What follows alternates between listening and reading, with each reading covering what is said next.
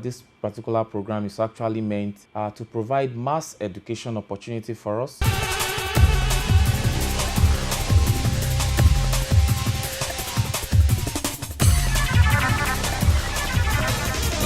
So the first thing you need to consider under pre-resumption phase preparation by schools is that, number one, there must be thorough cleaning of the environment. This is very, very important.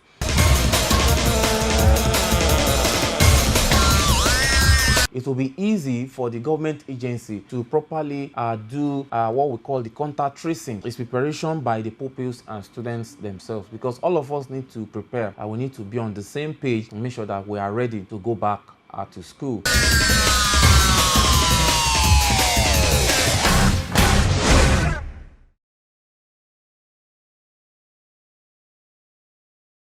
You are welcome to Edugist on CAC TV. Last week we had the maiden edition of this program, and we're having the second edition today. Edugist is meant to give you information on educational matters around the world, and it's also meant to give you activities on our schools and various campuses. This week is going to be very, very interesting, as I'm going to bring to you a special guest that are going to discuss on motivation for studies. Why people are not motivated when it comes to studies. My name is Dr. JB Minari, your regular host on this program. But before we go to the discussion, I have some gist that I want to give you across the campuses in Nigeria and also schools, and some educational matters as they arose during the week. I know you must have been familiar with the crisis that rocked the University of Lagos. We had during the week that the federal government actually set up a visitation panel, and that visitation panel actually was inaugurated on Wednesday, 26th August, and they've since called for a memoranda. Also, the Senate of the University of Lagos has also gone ahead to elect and nominate an active Vice Chancellor, the person of Professor Mrs. Folashade Ogunshola, FAS, has also been nominated, and that has been sent to Council of the University of Lagos, headed by Dr. Acting Chair for the Council. Now is Dr. John Momo. They've also ratified that. So the University of Lagos, we wish them all the best as the visitation panel continues in their sittings to see how they can put an end to the crisis in the University of Lagos. Also during the week, we heard about some of the YA candidates in Akwa Ibom State. One of them tested positive, while in Bayelsa State we had this morning about 20 candidates of the West African Examination Council tested positive to COVID-19. They are being taken care of, and we wish them well and hope that they'll be able to recover soon and then get back to their exams, as the case may be. We also heard from Federal University of Oyo-Ekiti, the Vice Chancellor there, Professor Kayode Shoremeko, has said Nigerian universities have not been doing enough when it comes to the innovation concerning COVID-19. He expected that Nigerian universities could do more. But in my opinion, I think if fundings are provided, we have quite a number of researchers in Nigerian universities that can actually do one or two things. But in his own opinion, he felt the Nigerian universities should be able to come up and then do more concerning the COVID-19. In Ondo State, we heard that the governor, the His Excellency Governor Rotimi Akeredolu, has slashed the tuition fee of the students in the Adekunle Ajayi University of Ondo State. Even though when he came on board, there was an upward review of the fee, but we heard now that that has been slashed. So we congratulate the students. At least they have to pay less now for them to be able to progress in their studies. Also, we also heard during the week that JAM actually delisted some CBT centers. So CBC centers because they defrauded over 11,000 students, and then to the tune of 59 million naira was obtained fraudulently from these candidates that actually applied for JAM, and I wanted to gain admission into the university. So the board was able to investigate, and they were able to get some centers, and those centers have been delisted. So they won't be participating in the subsequent JAMB exam that will be coming up. Well done to JAMB. It was the registrar, the chief executive, Professor Ishaku, that announced that during the week. That's just going to be some of the gist I have for you this week. As we move on in this program, I'm going to go on a short break. When I'm back, I'm going to bring on board a guest that I know you like to meet. He's going to discuss and tell you from his experience what can be done for students to be motivated or pupils to be motivated from his own experience. What are the accounts that you can say that the likely causes, and what are the things that we can actually do to mitigate a lack of motivation that we see in our various schools and campuses. So join me, I'll be right back.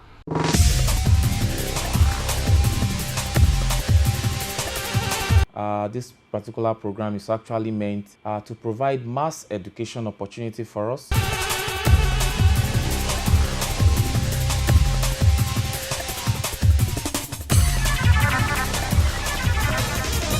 So the first thing you need to consider under pre-resumption phase preparation by schools is that number one, there must be thorough cleaning of the environment. This is very, very important.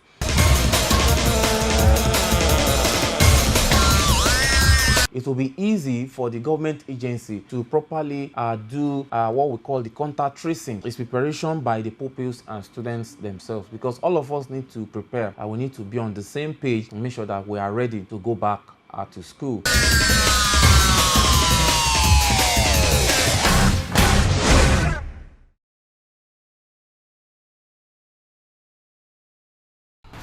You're welcome back.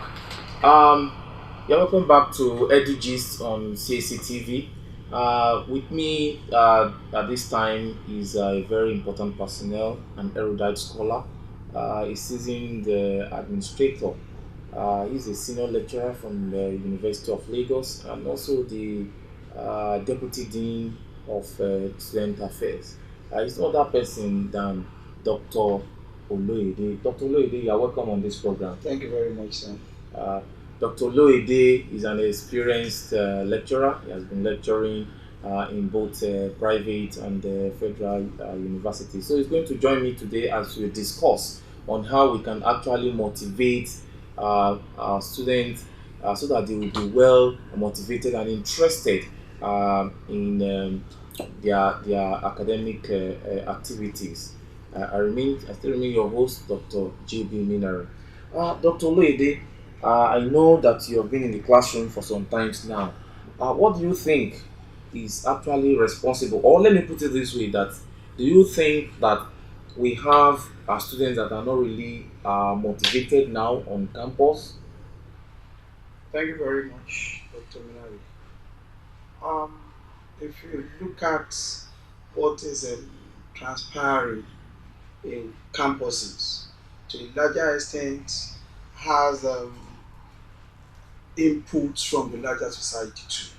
So as a result, we have students with divided interests, especially when it has to do with the social media.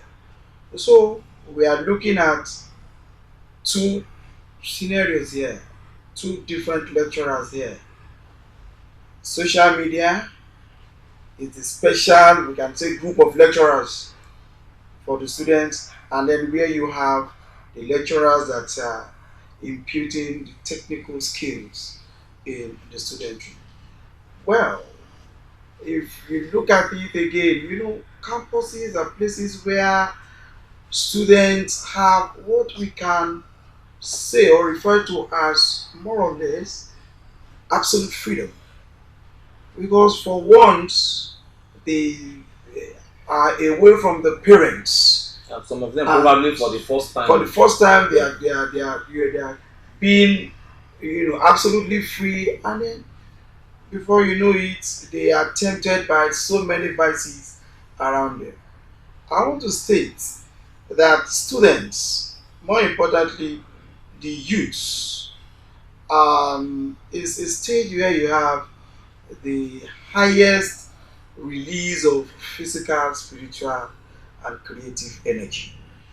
So, if these energies are not adequately directed, then it will be misdirected, and that is where motivation comes in. Okay, so lecturers on campuses actually have a lot to do to guide the students aright. If you don't guide them today, they are going to lead this country tomorrow, and it is what they acquire, either by hook or crook, that they are going to unleash on the general society. And then if you say there is decadence today, then you can imagine the nature of decadence you can have in the nearest future. So can we now say that the advent of technology, is it a minus now or a plus to them? Because I remember maybe in our own generation, when we were students, we didn't have access to phone. Before you can even have access to internet, you must go to a dedicated place to do that. Now that they have this access through social media and through different devices that are actually supposed to aid their studies, are we now seeing that this technology is causing a distraction and then killing their morale for studies? Well, we can't carpet the technology outrightly. In the real sense of it, yes, I recall very well when I was writing my project in undergraduate, there was no internet. We had to travel from one university to another. I recall going to Wapafemi Awolowo University for past projects and the likes. Today, the internet to us is a great revolution. It's a great revolution in the sense that it's you see, not even imagine now, you see the world in your next room. Okay, now it depends on what you want to do with the internet. Do you want to use it positively or you want to use it negatively? And that is where motivation comes in. Because if you leave the social media to them, to use our youth just like that, well, there's this tendency that the, the, the, the technology will be used negatively. In most cases, tend towards the negative part of the social media. I recall when I was the course advisor of my students, they've all graduated now. I advised them for about 4 years. And then I recall that from the beginning I took it upon myself to motivate them. Because I know what University of Lagos is. When I was an undergraduate, I knew how it used to be. To be a very, very difficult school in the sense that you have a lot of factors to contend with. And even then there was no social media. Now that social media is there, oh, you can imagine what it is like. So I took it upon myself that every semester before the commencement of academic activities, I assemble my students, I give them orientation. Look, so courses are very, very terrible. They are difficult courses to pass. You instill those fears and you make them understand that these are what you have to do to make these courses. So they are abreast of what is ahead of them. At the end, you find out that most of them, because the way you direct them, you make them understand that the social media can be used for positive vibes and negative vibes. There is nothing you are looking for that is not there. Okay, and it depends on what you're looking for. Yes, your lecturers have the curriculum, the synopsis they use to teach you and the likes. We have professors physically that teach you. You have doctors and you have others. If you go to the social media too, on the internet and the YouTube, you have renowned professors. You have all that you need. So the university can actually be a guide for you and then launches you to the world. It is just for you to latch on these opportunities and look at the better part of it. When your lecturer teaches part A, B, right, you can be rest assured that when you get to the internet, there will always be, renowned professors that tend to explain and give you quite a number of things as regards that particular topic. However, the difference between the physical pedagogy and the one you get from the internet is such that you can interrelate easily with the lecturer, ask questions, and then get responses immediately, which you might not actually get from the YouTube or the like. So it is very important when lecturers come to classes, they give you the synopsis or the curriculum or what you call the outline for the semester. You read ahead, you go on the internet, you search, you listen to lectures, and then finally come to the physical class. When they teach you, all those questions are accumulated from your YouTube that you couldn't, throw at the artificial person on there. You can actually interact with your lecturer to give you direct, responses to it. And by this, you are accumulating much more than you bargained for. I did this for about 4 years, and guess what? The result was astounding. Because for the first time in the history of that department, I graduated 11 first class students in one class. To tell you the power of motivation, the power of mentorship, the power of being there. If you don't teach them, you don't talk to them, you don't guide them, there are tendencies that they go astray. Okay, so instead of them expending their resources, the ended resources of their parents on watching all kind of dancing musicals, on videos, on those things can be directed towards what they want. Now, it may not actually be purely academic. There might be one or two persons that want to acquire technical skills. Okay, you go on YouTube. Oh, you want to be a great fashion designer? You want to be a great shoemaker, or you want to be a cobbler, or you want to be, there is nothing you want to be that you don't find people on the internet to put you through. Okay, so once you are interfacing with your person that is teaching you physically, you go on the internet, you have a whole package, and before you know it, you are making a whole you. Right? So it depends on where you are coming from, where you want to take it. What are your priorities? Be focused, be disciplined about it, be determined, and then the sky is the beginning. Thank you, Dr. Loide. I'm looking at it again, apart from the internet and technology as well.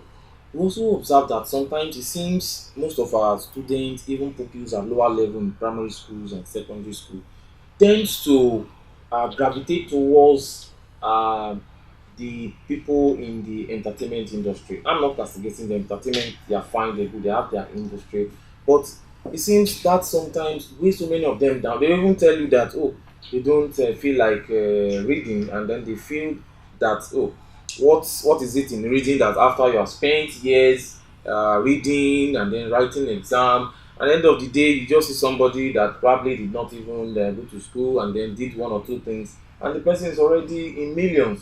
And also to add to it, the influence of probably material things, because they also feel that because you can just see some people, they fraud people get money, and then because of that they just feel that it's sheer waste of time to study, and because of that they are not motivated. What do you think could be responsible for this? Well, I will hinge it on poor orientation. We used to have a very vibrant national orientation agency in this country. If you recall, during the period when we were growing in the secondary schools, 83, 84, 85, those periods. There were scarce indigenous songs or music. We listen to the likes of Donna Summer, we listen to the likes of Marvin Gaye, to the likes of Mariah Carey. Whenever Michael Jackson, whenever they make a hit, we are always there.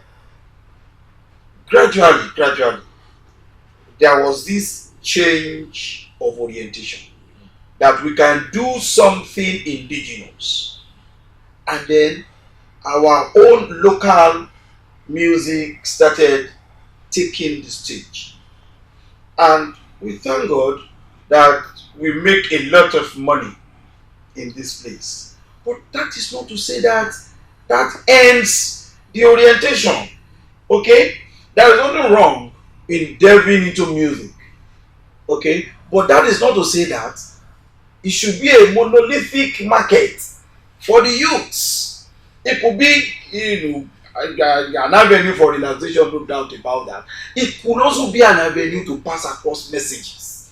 But when there is poor orientation in the system, then you start seeing people, our youths, our young ones, tending towards just one particular area. If you look at, like I said, that the internet revolution is fast metamorphosing, and to a larger extent, even parents are not catching up with it like our children are.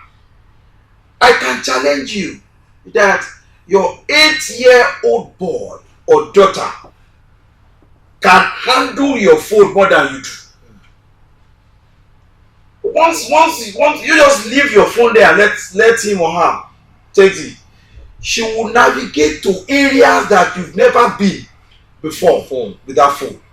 To tell you the rate with which the internet evolution is going.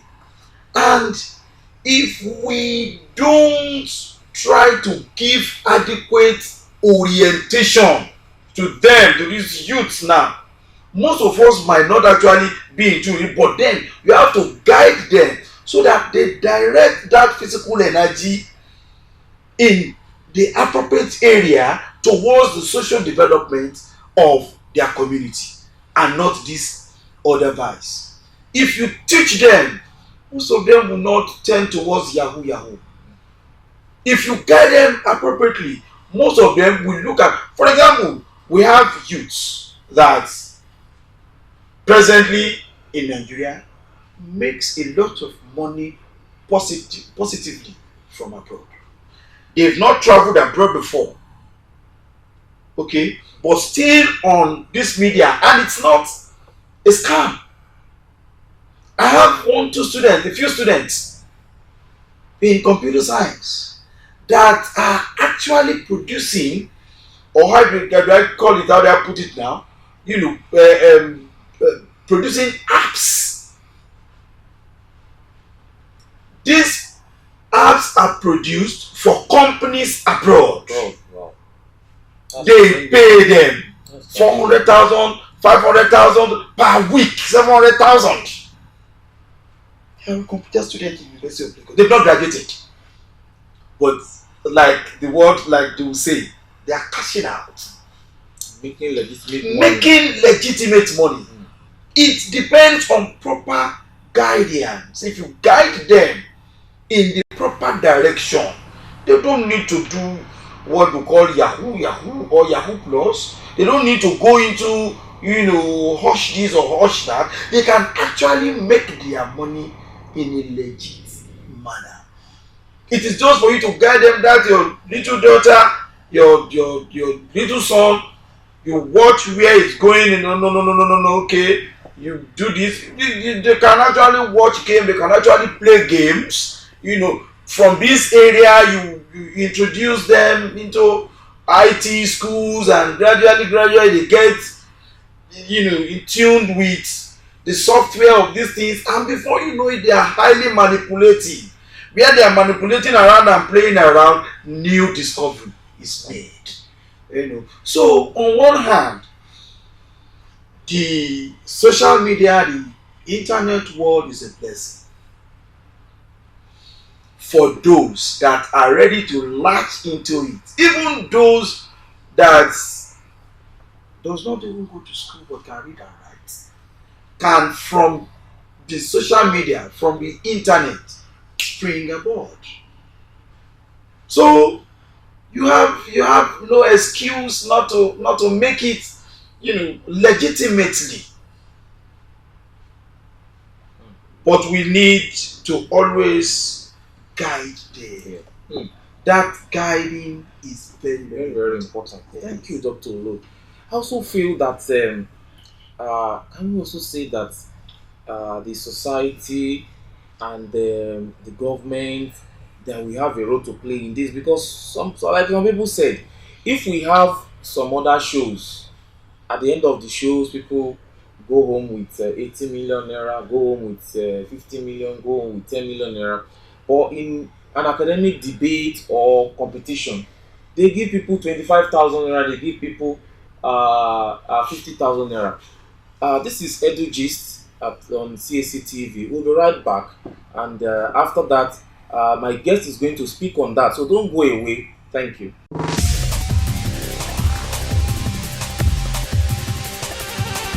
This particular program is actually meant to provide mass education opportunity for us.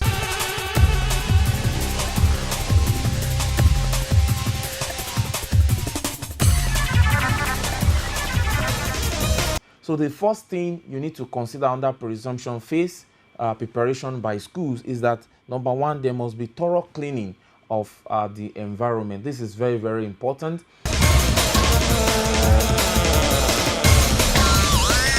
It will be easy for the government agency to properly do what we call the contact tracing. It's preparation by the pupils and students themselves, because all of us need to prepare and we need to be on the same page to make sure that we are ready to go back to school.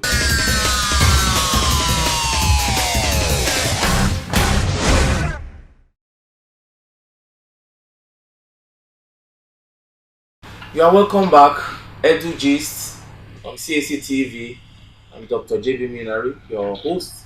With me today, as we have said earlier, is Dr. A.M. Oloede, Deputy Dean, Student Affairs from University of Lagos. And we've been talking on motivation for studies. We'll be looking at various factors that have been responsible for most of our students not motivated to study, why most of them they are distracted, why most of them they are just sometimes just being lazy about it. They have the capacity, but maybe because of one thing or the other, they will not be able to get themselves motivated.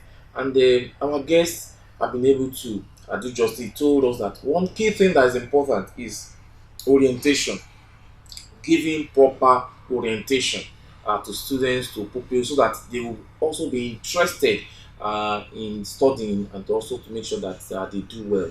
And now, before we go on break, I was now speaking on uh, what the society or the government is also doing, or the role they are also playing to make sure that our students are also motivated. And I cited an example where some people have always said that when we have other forms of entertainment competition or performance, the winners they go home with millions of naira. But we discover that when we have a mathematics competition, the best students just go with thousands of naira, maybe 50,000, 25,000 naira. Even sometimes, I'm aware that in some universities, first class students, they will give them award 25,000 naira, 20,000 naira. Those that have labored and then they've worked so hard, but at the end of the day, they are just coming out with, they are just giving them a little token. So let me just do the little I can do. Let me go and join them so that I can collect millions of naira. It is intellectually debasing. It is highly demoralizing.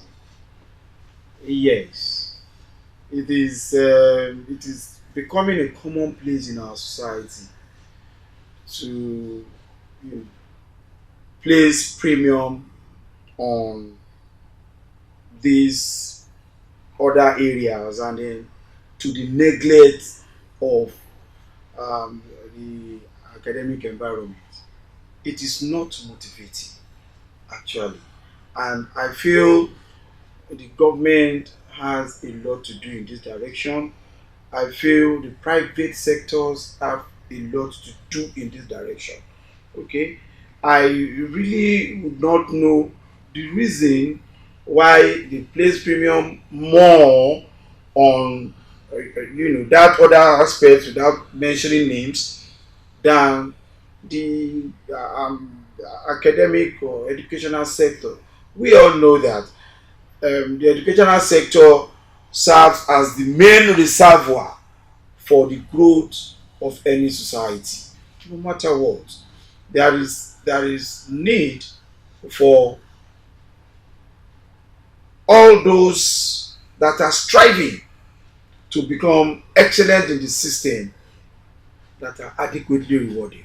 The truth of the matter is, if you find out that you are not getting anything compared to what others are getting and that they are not really giving much, of course you will be set behind. Well, let me just make my tutu and get out of the system and go and do one of which you can actually be better, of which you can be sought for based on your academic performance. That this is the kind of person we need in the engineering sector.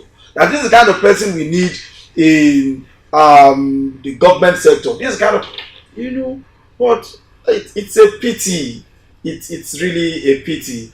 So I feel it's a challenge also that those in the academic environment too, management of the academic environment, those at the head of affairs authority should try and reach out to the private sector too. They own the money. They can't come looking for you. You have to go look for them.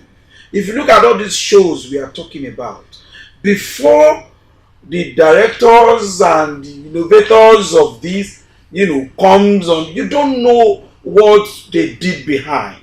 You don't know the movement they made. You don't know how far they trekked to achieve these things. I can't have my money and be begging you to give you.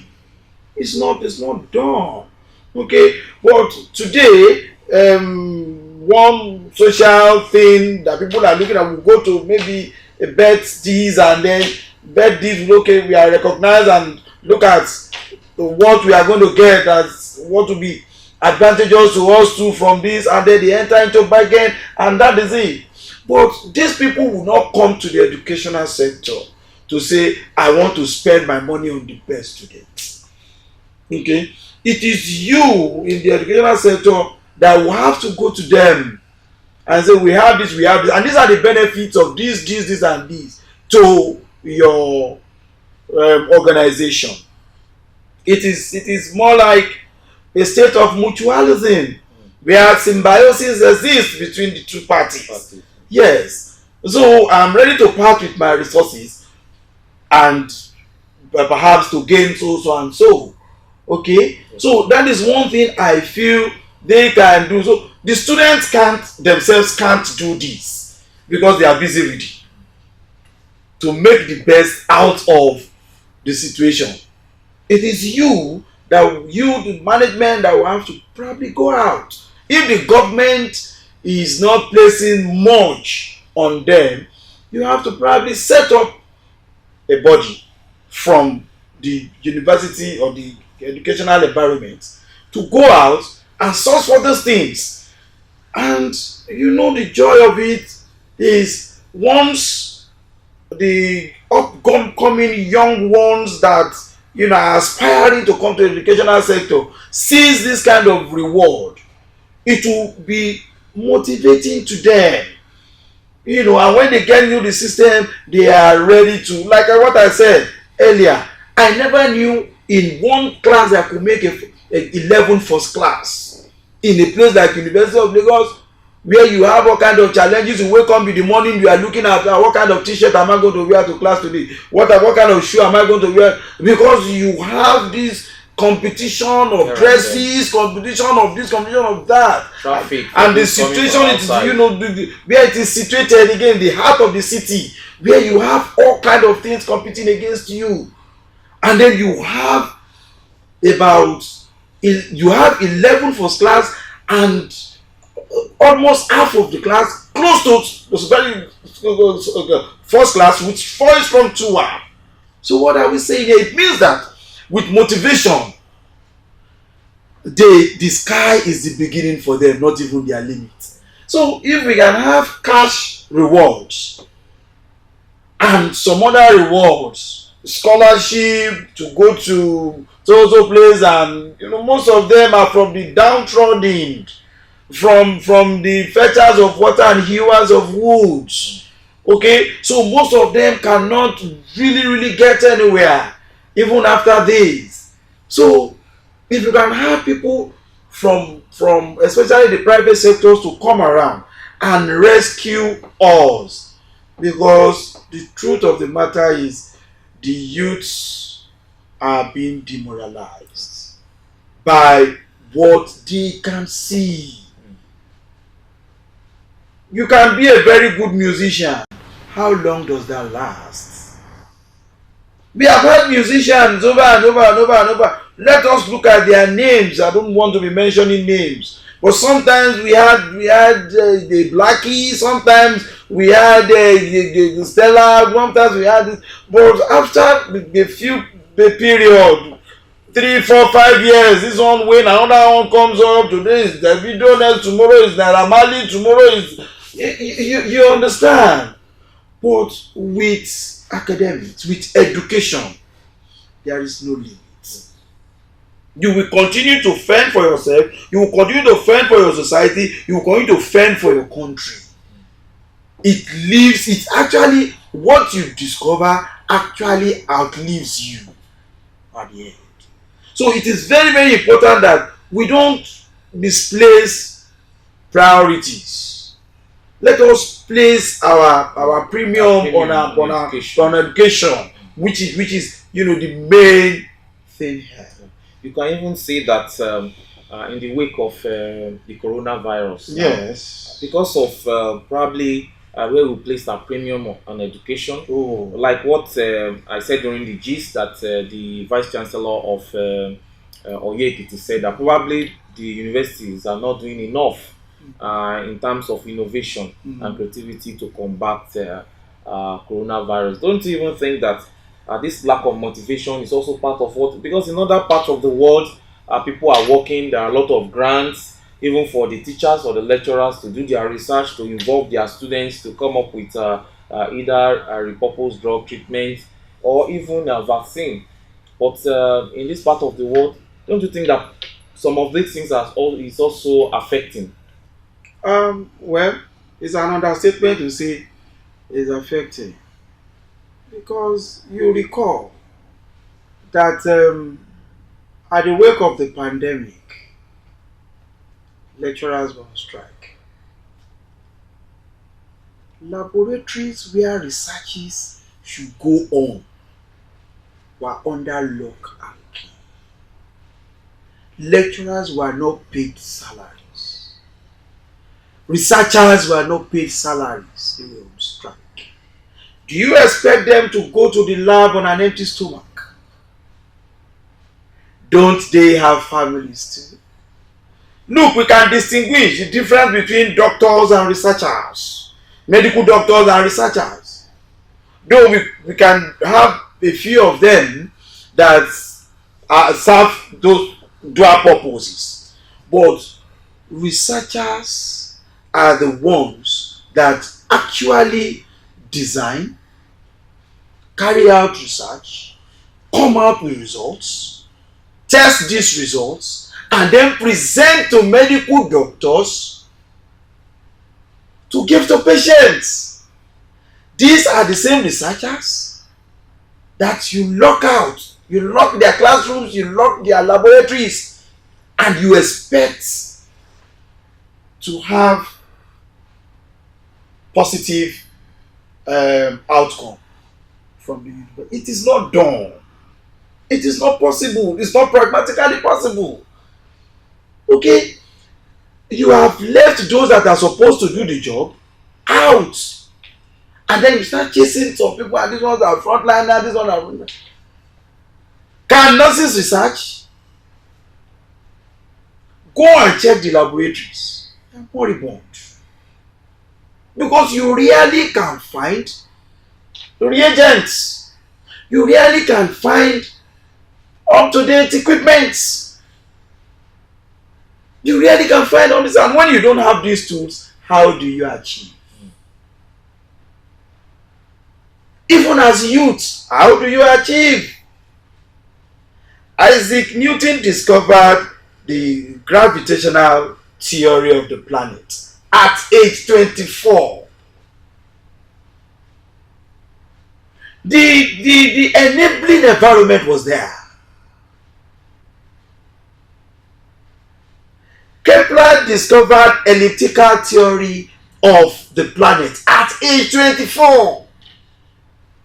The enabling environment was there.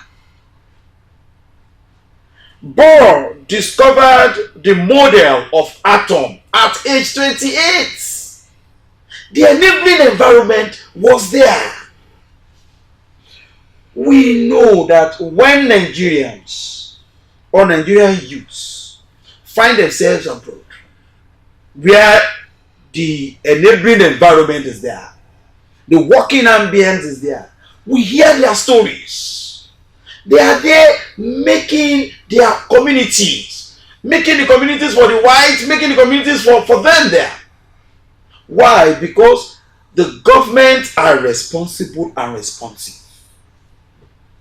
They created the enabling environment. We are making waves. Nigerians are making waves all over. Why are they not making waves in the country? I even learned that one alumnus of the University of Lagos have just been appointed the Justice Minister in Canada. Yes. That is it. We have them. Check the House of Assembly Parliament in Britain. We have them there. We have Nigerians working in White House. We have them all over, and they are making waves in their chosen career. What is happening to Nigeria? Why have we chastised our youths? Why have we neglected the educational sector? Why are we not tapping into their creative energy?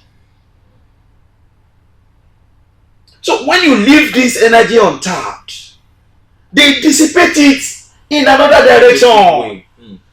And then they start giving the country bad names.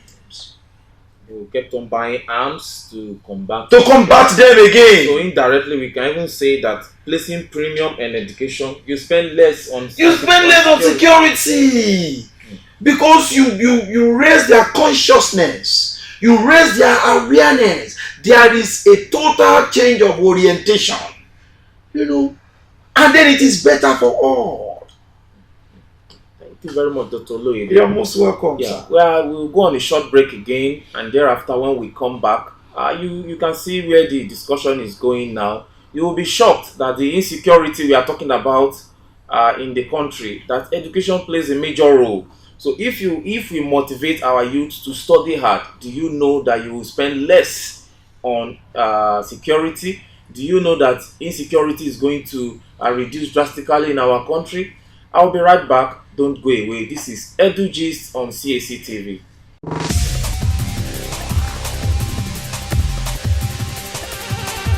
This particular program is actually meant to provide mass education opportunity for us.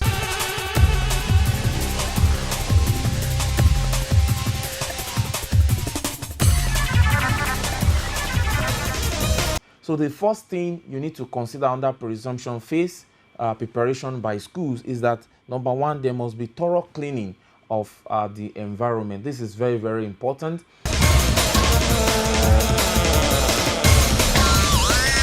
It will be easy for the government agency to properly do what we call the contact tracing. It's preparation by the pupils and students themselves, because all of us need to prepare. We need to be on the same page to make sure that we are ready to go back to school.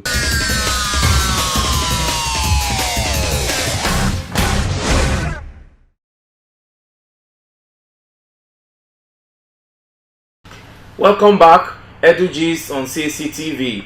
We've been talking about motivation for studies, and we're looking at our pupils, our students, why they are not interested. And before we come to the end of the program, we want to look at what are the things that we can do to actually motivate them. Our guests have been able to link this educational matter through insecurity, that you'll be amazed that billions of naira that is being invested on getting arms, you spend half of it on education, that you reduce insecurity drastically. Dr. Lede, what do you think we should be doing now? We have different categories. I want us to look at the students. What can they be doing now to get themselves motivated? What can parents do to get their world motivated? What can also the teachers do? I know you have mentioned some to get themselves, and also what can the government also do, especially now that we are battling with insecurity, not only in Nigeria, even in some other parts of the world. What are the things that we should be doing now to get our youth motivated to study and therein reducing the amount we waste on insecurity? I start with the parents. I would say their children are like cake. You send the children to the university. University opens the door of wisdom, of knowledge for them. So the university adds icing on the cake. And the cake becomes pretty and strikingly beautiful to everybody in the world. But let me tell you something.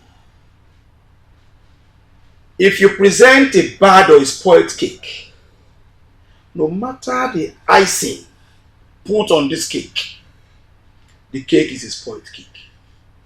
The parents have a lot to do here, because most parents have neglected their children to those that are to a larger extent intellectually bankrupt to take care of them.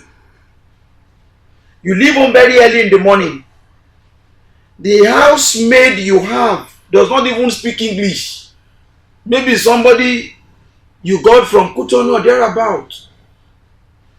And for those entire periods, you go home the entire 4-5 years before your ward gets an admission into a place like University of Lagos, is being tutored and trained by this same person.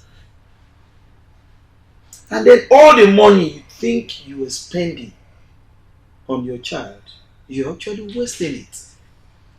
Because the orientation of the child is wasted already. It's changed. You don't know what transpired when you are away. You go home, you go out in the morning as early as 4:30 a.m.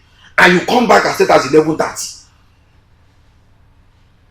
So you need to devote time to know what exactly your word is passing through, so that you can help build that child to a particular level before the child comes to the university.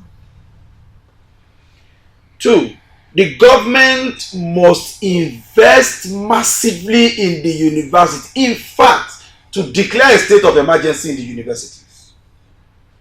It is very pertinent. It is very pertinent now, because the situation that the universities are is terrible.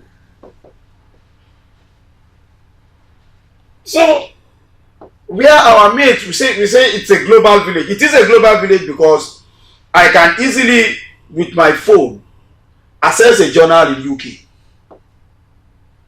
access an article in US. Okay. But if my school, for example, cannot afford this journal subscription, what becomes my fate? How much is my salary that I will have to invest on journals? And you want us to progress? We'll be recycling the same thing and putting on the shelf there. That's the truth. So government has to invest massively and declare state of emergency on education. It is very, very important. on organizations again. Organizations have a lot more to play. Churches, religious organizations, and the likes. You parade a lot of influential people in the churches and the mosque. They come around for prayers and the likes. We know them. We know they run big, big companies. And we know that upstairs they are upright. What are we doing to make sure that these guys motivate our youth in church? At least intermittently, when there are breaks, long vacation, is it impossible to put our youth together and then invite these guys to give them talks, carry out workshops, and the ones that you can allow to do, intern in your companies should be allowed to come for internship. This will avail them with pragmatic knowledge, with empirical knowledge of probably what they've been doing in the four walls of the schools. And then it will continue to mold their thoughts. And then they will continue to synergize, to look at, okay, I want something unique, I want something peculiar, I want something different. Okay, now based on what they've accrued from the university and from what they've gotten from from the internship, and the workshops and the like, you will see that by the time that person comes out with an innovation, that innovation will be peculiar. Thank you, Dr. Loide. But before we go, I quickly want you to talk about something just for a few minutes. The current COVID-19 that is ongoing.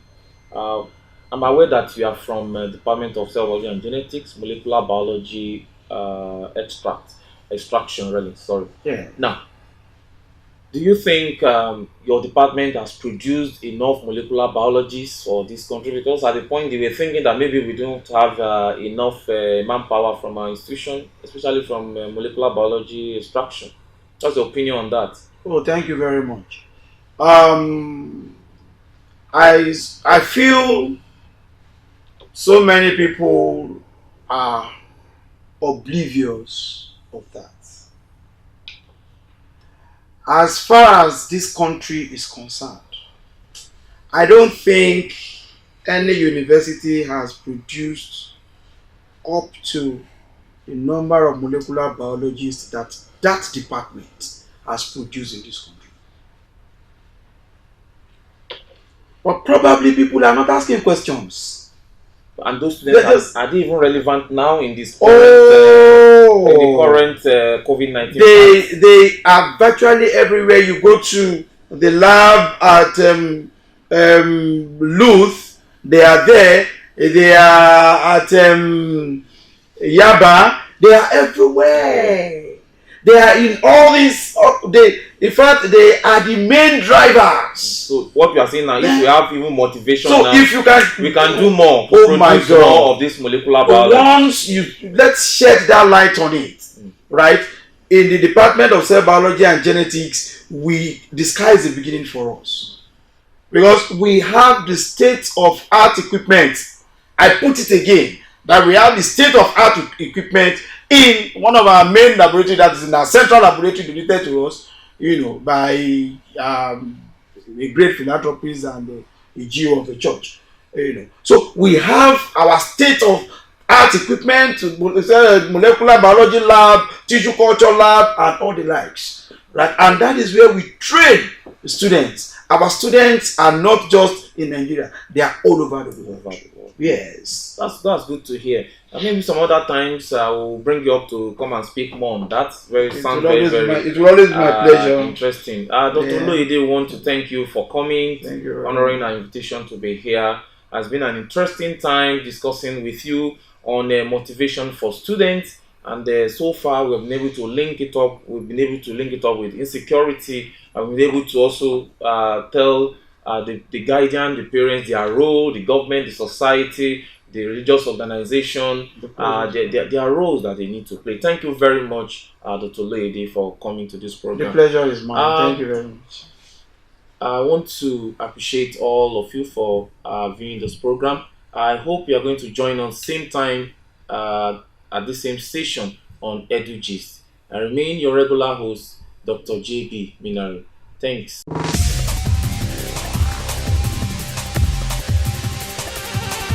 This particular program is actually meant to provide mass education opportunity for us.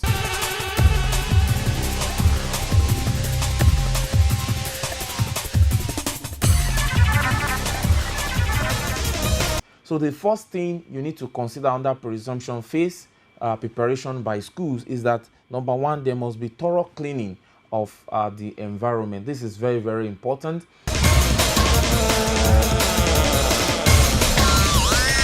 It will be easy for the government agency to properly do what we call the contact tracing. It's preparation by the pupils and students themselves, because all of us need to prepare and we need to be on the same page to make sure that we are ready to go back to school.